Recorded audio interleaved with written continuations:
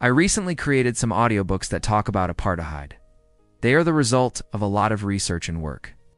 So if you want to help me promote them and spread awareness about this difficult but important period in history, please consider sharing this video with your friends and family.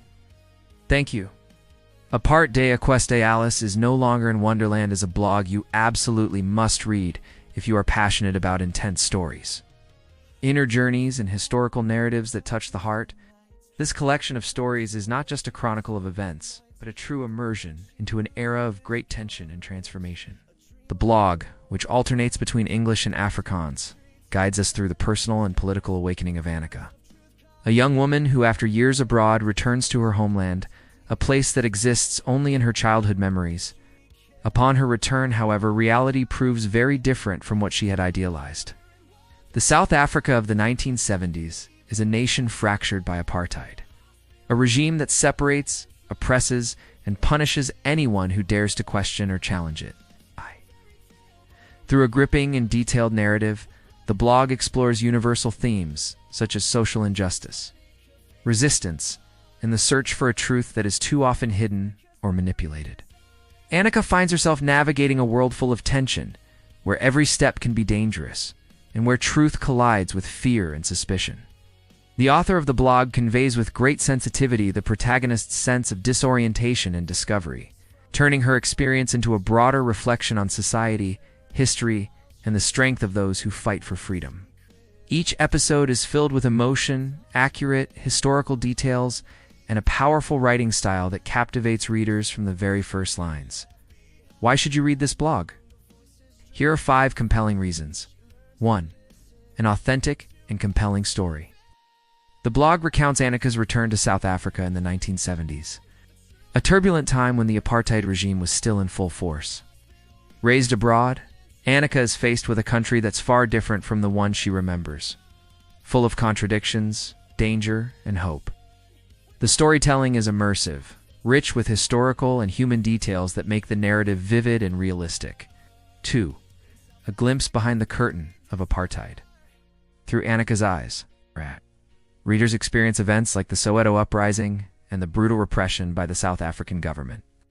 One of the most poignant moments in the blog is when Annika, wounded during a protest, ends up in a hospital where medical staff falsify records to protect the demonstrators. This extreme measure reveals how dangerous it was even just to be present at a protest during that era. 3. An atmosphere of tension and suspicion. 1970s South Africa is portrayed as a Pandora's box where every corner hides peril. Annika navigates an environment of tight information control, omnipresent secret police, and real threats to anyone opposing the regime. This heightens the emotional impact, plunging the reader into a historical context that remains little known to many. 4. A reflection on history and the present. Though the blog recounts past events, its message is highly relevant today. Themes of oppression, struggle for human rights, and the challenges faced by those seeking justice in corrupt systems still resonate across the globe. 5. A window into a lesser-known part of South African history. For many, South Africa's history is synonymous with the long and arduous journey towards democracy. However, the period immediately following the Second World War and leading up to the dismantling of apartheid is less well known. Yet it was crucial in laying the foundations for the struggle against racial segregation. By shedding light on these years, the blog enriches our understanding of South Africa's path to freedom. It shows how the seeds of resistance were sown in the hearts of ordinary citizens willing to challenge an unjust system.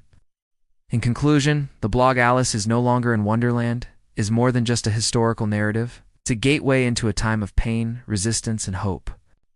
Through the author's words, we enter an apartheid-ravaged South Africa, where the fate of a young woman becomes entwined with that of an entire people fighting for freedom.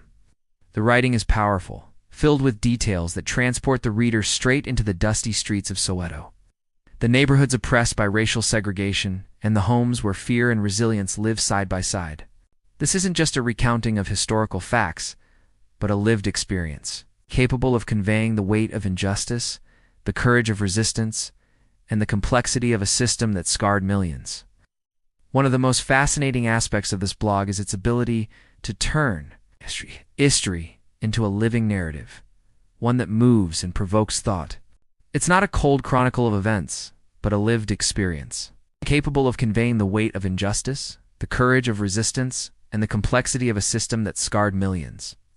If you are drawn to true stories, tales of courage, and the desire to understand the past so we don't repeat its mistakes, Alice is No Longer in Wonderland is a must-read.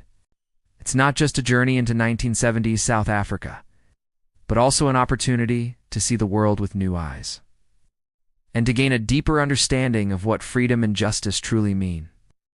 In a time when historical memory often fades, stories like this become even more important. They remind us where we come from, how much progress has cost us, and why we must never stop fighting for human rights.